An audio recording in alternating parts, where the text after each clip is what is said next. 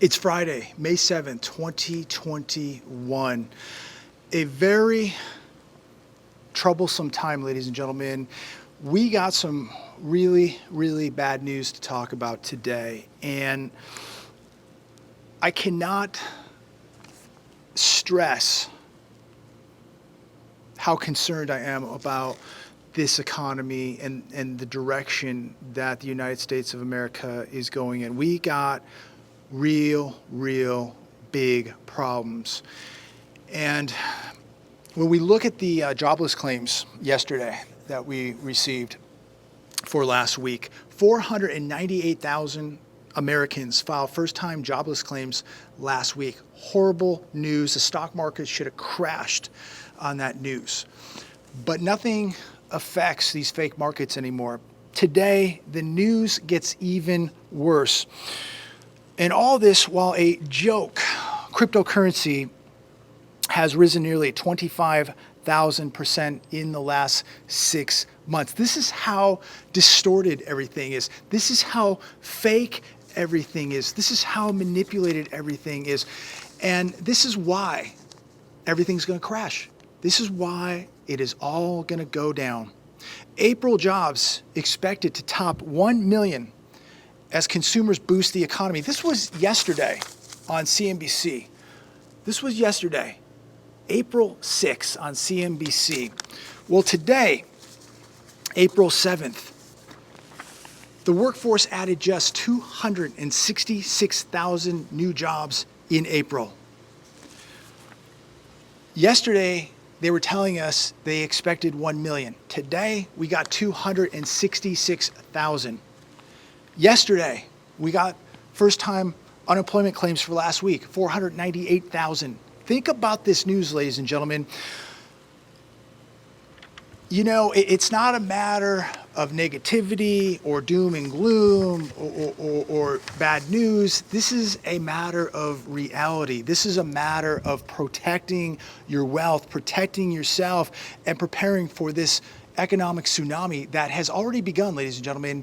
It is beginning to drizzle outside, and this tsunami is getting close. And as I talk to my personal friends daily, they know something very ominous is out there. Something very ominous is about to happen. We're going to see the bottom pulled out on these markets, on this economy. And that doesn't mean it's going to happen tomorrow or next week or next month, but it's getting close. And we're going to look back in the history books, and people are going to just read history and go, how did anybody not see this coming? How was anybody surprised with the massive debts, the massive deficits, the manipulation of the markets, the helicopter money, the quantitative easing, the bailouts, all the stimulus, the fake economy? How is anybody going to be surprised when this whole thing melts down?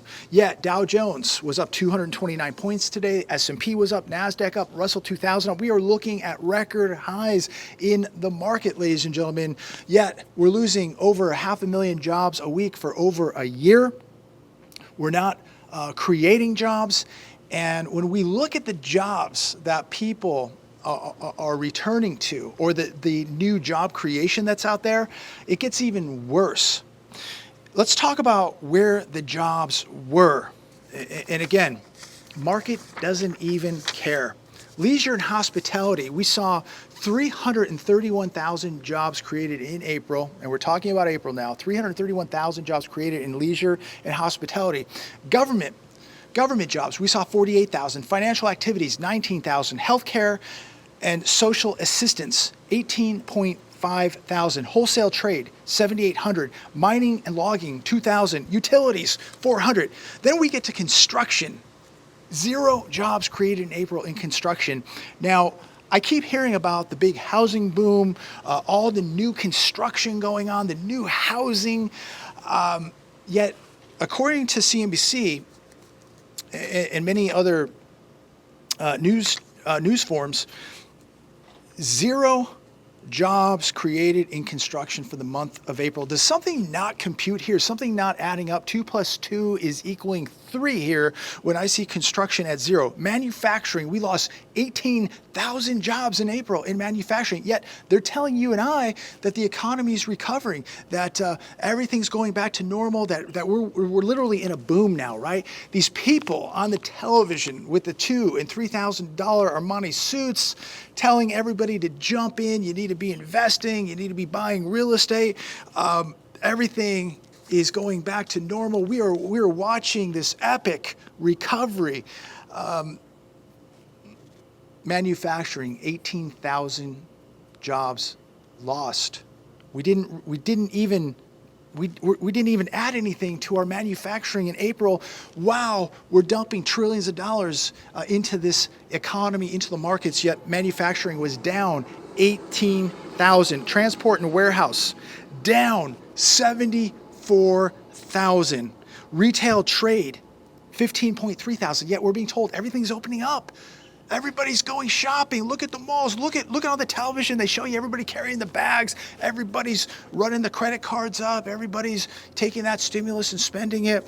Yet we lost 15.3 thousand retail trade jobs. Then we look at professional and business services, down 79,000 jobs. So leisure and hospitality is where it's at, 331,000, and the government. So leisure and hospitality continues to expand, and government continues to expand. Wow, just what we need, more government. What we are beginning to witness is this golden age, a golden era of waiters, waitresses, and car dealers. So let's dive in to some of these numbers and some of this job creation. Let's kind of just take a look at what's going on here. 331,000 job increase in leisure and hospitality, right? So we saw 331,000 leisure and hospitality jobs added in April. More than half of those jobs were in food services and drinking. So it's bars and restaurants. So it was 187,000 of these leisure and hospitality jobs in food, restaurants, and bars. 187,000. 73,000 job gains in amusement parks, gambling, and recreation. Then we look at accommodation. That was another 54,000. Yet the industry, leisure and hospitality, is down 16.8% since February 2020. That's 2.8 million jobs. So think about this. This is the recovery that if you can be a waiter, you can be a waitress, you can be a coffee maker at Starbucks, you can make beds at the hotel, you can vacuum rooms, you could be a bartender. I mean, is this where it's all going? This is what we're supposed to be excited about. This is the comeback. This is the recovery. This is the economic boom. Is this what is going to bring America back? Amusement park jobs, car dealers, coffee makers, room maids, waiters and waitresses and bartenders. I mean, this is what is going to bring America back. This is the great recovery. This is appalling, ladies and gentlemen, and it's getting more and more concerning by the day. Other service jobs that increased, repair and maintenance. We saw 14,000 jobs added in April in that sector. Personal and laundry services. We got 14,000 people back working in laundry services. Isn't that great? I mean, wow. So while other countries like China are producing literally everything, manufacturing products and goods, we have coffee makers, waiters, waitresses, car dealers, people working at laundromats, and there's nothing wrong with that, by the way. We need those people, and so don't think I'm insulting anybody in that industry. God bless you, and I'm glad you're working. But we need a sector called manufacturing. We need construction. We need retail. These are the jobs that we need. If America believes and thinks that it's going to be the world's superpower because it's got service, or it's got a service sector industry bigger than anybody else's, that leisure and hospitality is going to keep America a world superpower, wow. You better wake up real quick. Government sector, Again, the government sector gets bigger. Local government education jobs increased by 31,000. Social assistant employment up 23,000, half of which were childcare services. And when I look at some of these jobs, if I can just go back here in my notes really quick, and people commented on this earlier today, leisure and hospitality. These are going to be your $10, $12, $15 an hour jobs. Healthcare, social assistance. These are your $10, $12, $15 an hour jobs. I mean, most of these jobs are just low-paying jobs. So how in the world are we supporting this this housing market that's exploding? How are people going to go out and fire this economy up by going out and really spending unless they continue to receive money from the government? Because I'm going to tell you, $10, $12, $15 an hour jobs are not going to support the U.S. economy. They're not going to support a healthy real estate market.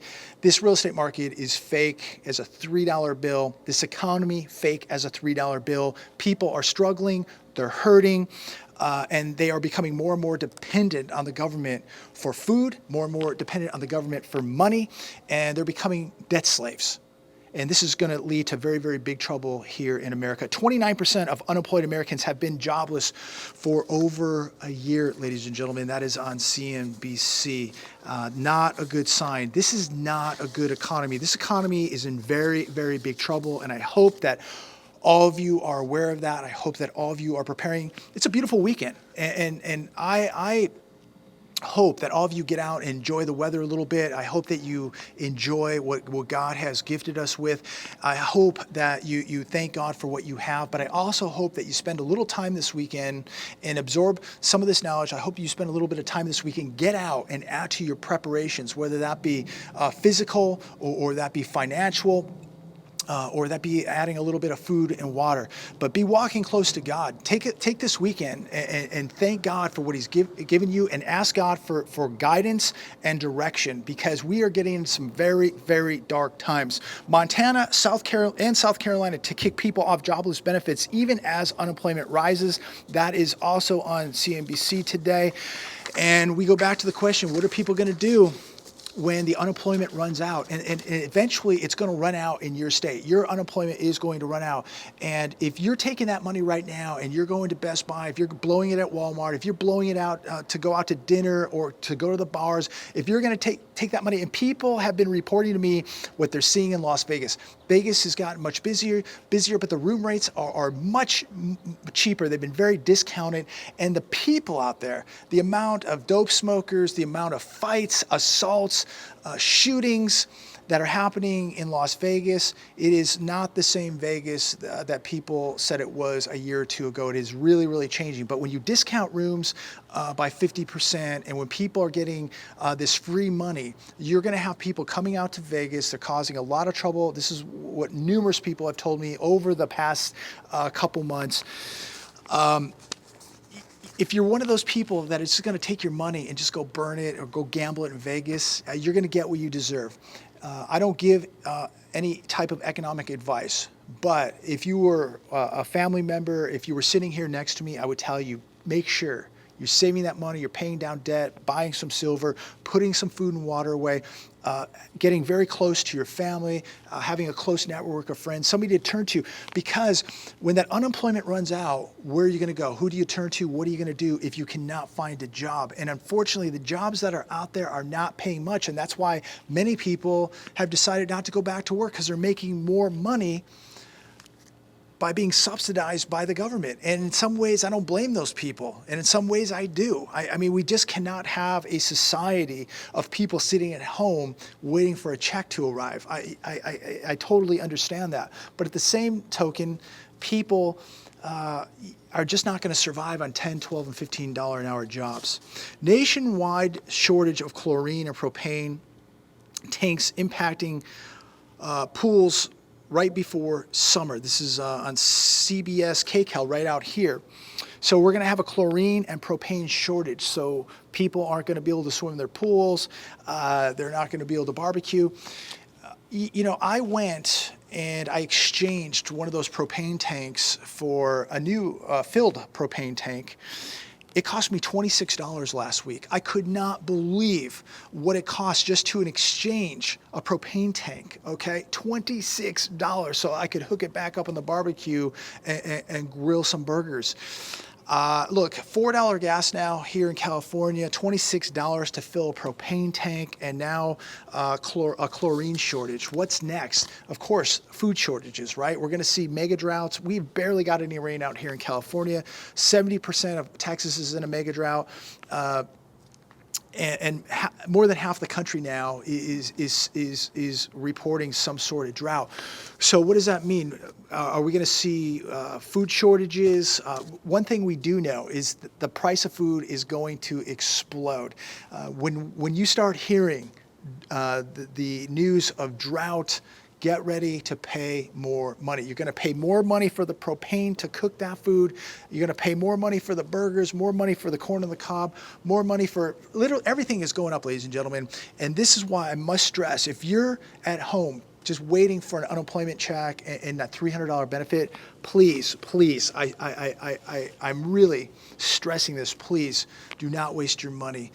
These good times, these roaring 20s are going to come to an end, ladies and gentlemen. And when your state or the government says it's over, there's going to be no more, what are you going to do? What are you going to fall back on? And if you have a job right now, you know, is that job going to be there 6 months from now? Is it going to be there next week, next year? Take every day that you have and make sure that you're working on your preparations spiritually, physically, and financially. Get in a little bit better shape. You know, you don't have to be a member of a gym. You can go out, walk, hike, ride a bike, jump in the pool, do some laps, get closer to God. Work on your spiritual strength too. This is the time that we must be turning to God.